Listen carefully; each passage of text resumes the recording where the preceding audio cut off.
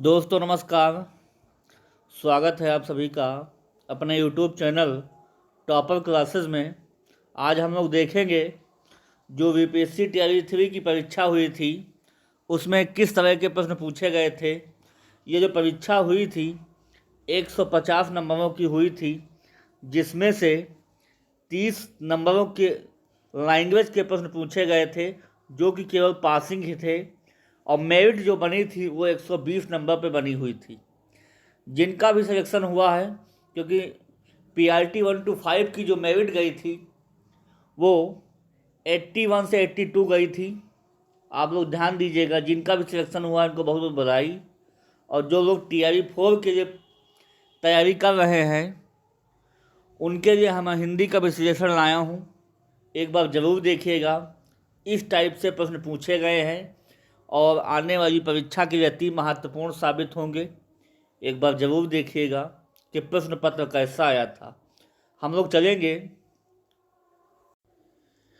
जिसमें से 8 question English language के थे, जबकि 9 क्वेश्चन से स्टार्टिंग हिंदी लैंग्वेज के प्रश्न पूछे गए थे।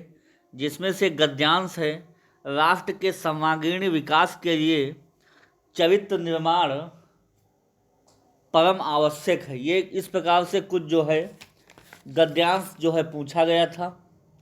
इसमें से हम लोग पहले क्वेश्चन का आंसर देखेंगे कि क्या है। पहला क्वेश्चन है कि जनतंत्र के लिए लाभकारी हो सकते हैं। पहला है निष्ठावान श्रमिक, दूसरा है शक्तिशाली श्रमिक, तीसरा है उत्तम चरित्रवान, और चौथा है धनवान, और पांचवा उपयुक्त में से कोई नहीं। वीपीएससी जो ऑप्शन बनाता है वो 4 ना देकर 5 बनाता है ऑप्शन। आप लोग जो भी परीक्षा देंगे वीपीएससी टीआरई 4 की, वो लोग सब लोग जान लें कि बिहार लोक सेवा आयोग 4 विकल्प ना दे करके 5 ऑप्शनों में उलझाए रखता है आप लोगों को। तो आप लोग बहुत कंसंट्रेटेड माइंड में आप लोगों को उत्तर देना होगा और परीक्षा बहुत ही अच्छी होगी। आप लोग मन से तैयारी करेंगे तो ज़रूर आप लोगों को निकलेगी परीक्षा, ये वादा रहा हमारा। तो जनतंत्र के लाभकारी क्या हो सकते हैं, तो क्वेश्चन नंबर 9 के लिए जो है इसका सही जवाब जो हो जाएगा उत्तम चरित्रवान व्यक्ति, इसका सही जवाब हो जाएगा। ये जब पैराग्राफ हम लोग पढ़ेंगे तब इस बात निकल के आती है, उत्तम चरित्रवान व्यक्ति। अगले प्रश्न पर हम लोग चलेंगे। अगला प्रश्न है क्वेश्चन नंबर 10 कि राष्ट्र की सर्वोच्च संपदा है। स्वार्थी व्यक्ति है कि लॉर्ड मैकाले की शिक्षा पद्धति है कि पाश्चात्य संस्कृति है कि चरित्रवान व्यक्ति है। तो राष्ट्र की जो सर्वोच्च संपदा है, ऑप्शन नंबर इसका चौथा चरित्रवान व्यक्ति जो है इसका सही जवाब हो जाएगा। इसके अलावा हम लोग चलेंगे अगले प्रश्न पर। अगला प्रश्न है अप्रगतिशील रूप में मजाक उड़ाया जाता है जो पाश्चात्य संस्कृति को हृदय से अपनाता है, भारतीय संस्कृति में जीवन बिताता है, धार्मिक वातावरण में जीवन बिताता है, और चौथा सत्संग में अधिक समय नहीं बिताता है, और पांचवा उपयुक्त में कोई नहीं। तो दोस्तों इसका सही जवाब हो जाएगा भारतीय संस्कृति में जीवन बिताता है, ऑप्शन नंबर इसका दूसरा सही जवाब हो जाएगा। अगले प्रश्न पर हम लोग चलेंगे। अगला प्रश्न है चरित्र निर्माण की परम आवश्यकता है, किसके लिए है? समाजोपयोगी कार्यों के लिए, दूसरा है मानव मात्र के कल्याण के लिए, तीसरा है राष्ट्र की योजनाओं के संचालन के लिए, और चौथा है राष्ट्र के सर्वांगीण विकास के लिए। देखिए, अगर चरित्र निर्माण की परम आवश्यकता है तो इसका विकल्प नंबर चौथा राष्ट्र के सर्वांगीण विकास के लिए इसका सही जवाब हो जाएगा। अगले हम लोग प्रश्न पर चलेंगे। अगला प्रश्न है, बहुत अच्छा प्रश्न रहेगा, आप लोग ध्यान दीजिएगा। क्वेश्चन नंबर 13, उन्नत राष्ट्र के लिए विकास का प्रथम सोपान है। पहला है भ्रष्टाचार के पर निषेधात्मक वातावरण, दूसरा है चरित्र निर्माण के शैक्षणिक वातावरण, और तीसरा है राजनीतिक कुशल दांव पेच, चौथा है जनता में सांप्रदायिक सद्भाव, और पांचवा है उपयुक्त में कोई नहीं। तो इसका विकल्प नंबर पहला सही जवाब हो जाएगा। भ्रष्टाचार के प्रति निषेधात्मक वातावरण जो है इसका सही जवाब हो जाएगा। अगले प्रश्न पर हम लोग चलेंगे। अगला प्रश्न है भारतीयता के प्रति हीन भावना का कारण है। क्या कारण हो सकता है? पुरातन संस्कृति, संस्कृतमय जीवन, वर्तमान वैज्ञानिक शिक्षा पद्धति, तीसरा है प्राचीन गुरुकुल की शिक्षा पद्धति, और चौथा है लॉर्ड मैकाले की शिक्षा पद्धति। तो जो इसका सही जवाब हो जाएगा लॉर्ड मैकाले की शिक्षा पद्धति। ऑप्शन नंबर इसका चौथा सही जवाब हो जाएगा। अगले क्वेश्चन की तरफ हम लोग चलेंगे। अगला है जो है फिर एक नया पैराग्राफ दिया गया है।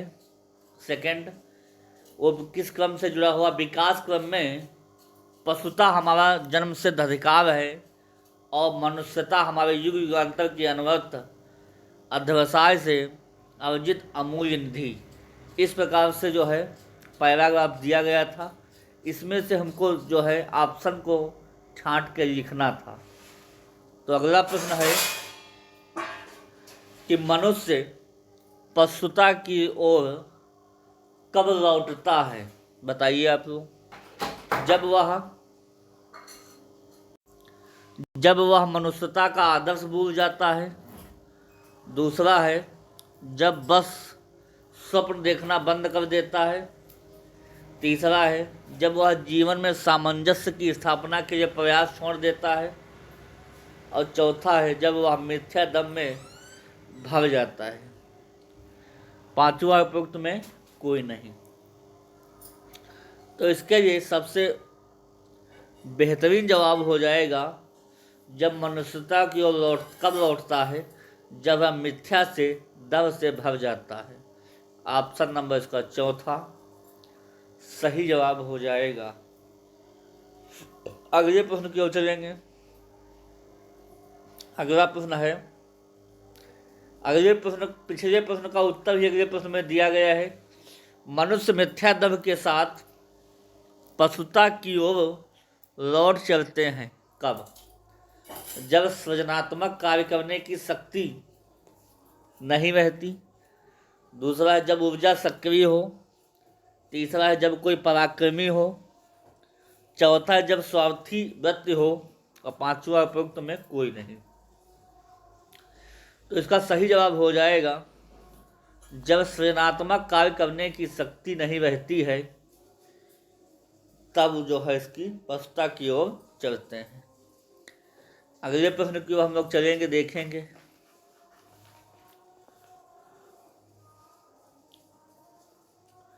अगला प्रश्न है 17 नंबर का।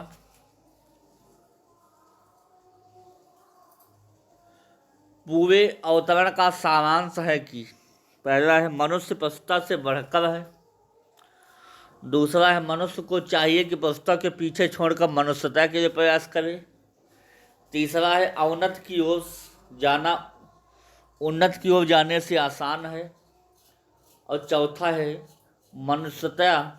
मनुष्य की सतत साधना का प्रतीक है। तो ऑप्शन नंबर इसका पहला मनुष्य पशुता से बढ़कर इसका सही जवाब हो जाएगा। अगले प्रश्न पर हम लोग चलेंगे। अगला प्रश्न है प्रारंभ में मुद्रित अंश का आशय क्या है? तो इसका जो आशय है वो हो जाएगा युगांतर की साधना से मनुष्य पशुता से ऊपर उठकर मनुष्यता के गुण प्राप्त कर सकता है। ऑप्शन नंबर इसका चौथा सबसे बेहतरीन जवाब हो जाएगा। अगले प्रश्न की ओर हम लोग बढ़ेंगे। अगला प्रश्न है, अंतिम वाक्य में जो मुद्रित है लेखक कहना चाहता है, क्या कह रहा है? बताइए आप लोग क्या कह रहा है। इसमें जो है अर्जुन की जगह होना चाहिए था अर्जन। क्या होना चाहिए था? अर्जन। इसका विकल्प सही यही हो जाएगा कि मनुष्यता का अर्जन हिमालय पर चढ़ने जैसा कठिन है। ये इसका सबसे बेहतरीन जवाब हो जाएगा। अब ये जो है इतने प्रश्न पैराग्राफ से पूछे गए थे। एक और क्वेश्चन बचा हुआ है, अवतरण का उपयुक्त शीर्षक क्या है? तो इसका जो शीर्षक था वो था पशुता बनाम मनुष्यता। ऑप्शन नंबर इसका चौथा सबसे बेहतरीन जवाब हो जाएगा। अगले प्रश्न की ओर चलेंगे हम लोग। अगला प्रश्न है, ये इतने प्रश्न जो है पैराग्राफ से पूछे गए थे। अब आगे हिंदी व्याकरण से सवाल पूछे गए हैं। आइए हम लोग देखते हैं। अगला प्रश्न है, गंगा गए गंगादास, जमुना गए जमुनादास, लोकोक्ति का सही अर्थ है आदर्शवादी होना, चरित्रहीन, यथार्थवादी, सिद्धांतहीन। तो जो गंगा गए गंगादास, जमुना गए जमुनादास, ये बिल्कुल विपरीत कार्य है, इसलिए हम लोग कहते हैं सिद्धांतहीन है। क्या है? सिद्धांतहीन है। ऑप्शन नंबर इसका चौथा सही विकल्प हो जाएगा। अगला प्रश्न क्या है? अगला प्रश्न है, देखिएगा आप लोग, अपनाना क्रिया किस सर्वनाम से बनी है? अपनाना संज्ञा से बनी है कि विशेषण से बनी है कि क्रिया से है कि सर्वनाम से है कि उपयुक्त में कोई नहीं? जो अपनाना जो क्रिया है वो अपना से मिलकर बनी है। अपना ये किस प्रकार का है? ये सर्वनाम है। क्या है? ये सर्वनाम है। अब कैसी क्रिया है? तो यह भाववाचक क्रिया।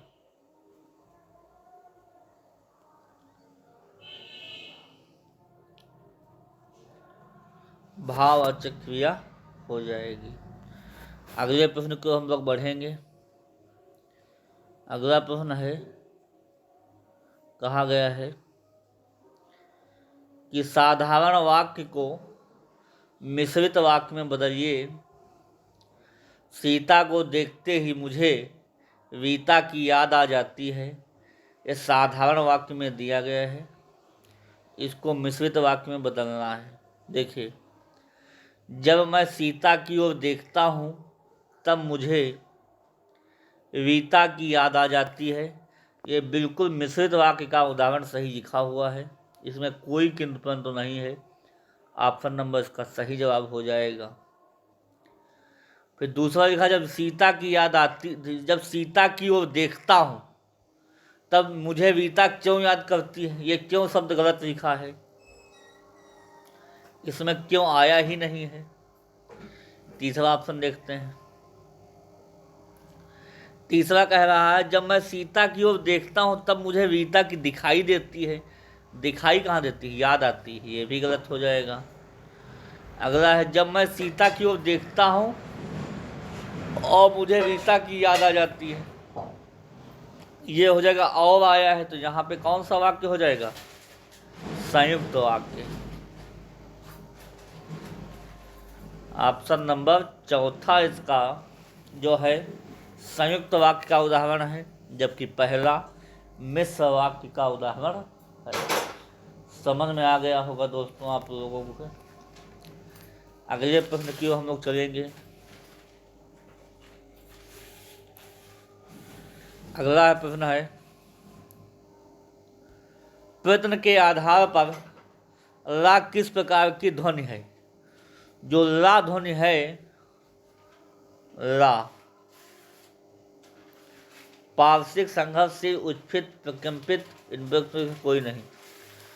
तो पिंड के आधार पर जो ला है वो पार्श्विक ध्वनि है। ऑप्शन नंबर इसका पहला सही जवाब हो जाएगा।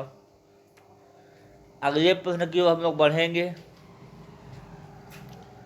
अगला प्रश्न है, निराकार में उपसर्ग है।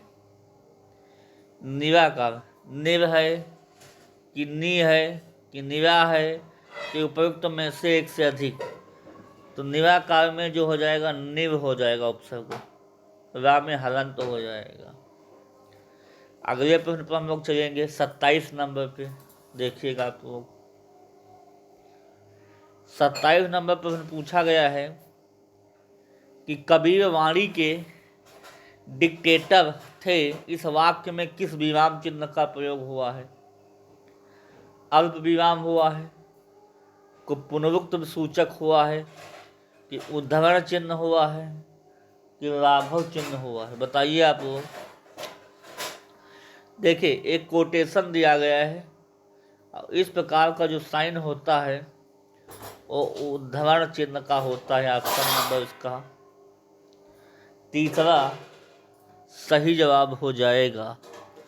अगले प्रश्न पर हम लोग चलेंगे। ये सारे प्रश्न पूछे गए हैं और आप लोग तैयार कर लीजिएगा। इसी तरह जो है प्रश्न वीपीएससी टीआई 4 में पूछे जाएंगे, एक बार जरूर देख लीजिएगा आप लोग। अगला प्रश्न है, मैंने आम ले लिया है का बहुवचन क्या होगा? पहला है हमने आम ले लिए हैं, दूसरा है मैंने आम लिए हैं, तीसरा है मैंने आम ले लिए हैं, चौथा है हमने आम ले लिया है, पांचवा है उपयुक्त में से कोई नहीं। देखिए, मैंने आम ले लिया है, इसका जो बहुवचन हो जाएगा वो हो जाएगा मैंने आम लिए हैं। ऑप्शन नंबर इसका दूसरा सबसे बेहतरीन जवाब है, मैंने आम लिए हैं। अगला प्रश्न क्या है 29 नंबर का, आप लोग देखिएगा। अगला प्रश्न है, छंद पढ़ते समय आने वाले विराम को क्या कहते हैं? गति, कि लय, कि गण, कि यति, कि उपयुक्त में से कोई नहीं। जो छंद पढ़ते समय जो विराम को हम लोग कहते हैं लय, क्या कहते हैं? लय। ऑप्शन नंबर इसका दूसरा सही जवाब हो जाएगा। अगले प्रश्न पर हम बढ़ेंगे। अगला इसका अंतिम सवाल रहेगा कि जिस समास में दोनों पद प्रधान होते हैं उससे हम लोग क्या कहते हैं? द्वंद्व समास कहेंगे, कि बहुव्रीहि समास कहेंगे, कि अव्ययी भाव समास कहेंगे, कि द्विगु समास कहेंगे? देखिए, जिस समास में दोनों पद प्रधान होते हैं उससे हम लोग कहते हैं द्वंद्व समास। जैसे कहा जाए माता पिता, लाभ हानि, इस प्रकार के जो उदाहरण है द्वंद्व समास के हो जाते हैं। बहुव्रीहि समास में जो होता है एक अन्य पद प्रधान होता है। अव्ययी भाव में अव्यय होता है, उपसर्ग दिखाई देता है, और द्विगु समास में संख्यावाची होता है। इस प्रकार की समास की जो हमने चर्चा जो है हमारे YouTube चैनल पर हिंदी की क्लासेस बहुत सारी पड़ी हुई हैं, आप लोग देख सकते हैं। मैथ, जीके, जीएस, सामान्य अध्ययन, साइंस आदि की क्लासेस बहुत अच्छी पड़ी हुई हैं, आप लोग देख सकते हैं, चैनल से जुड़ सकते हैं। जो भी भाई बंधु तैयारी कर रहे हैं बीपीएससी टीआई 4 के लिए, उनके लिए अच्छे से अच्छे कंटेंट लेकर आऊँगा। चैनल से जुड़िए, एक से एक प्रश्न पड़े हुए हैं और जुड़ने का प्रयास कीजिए।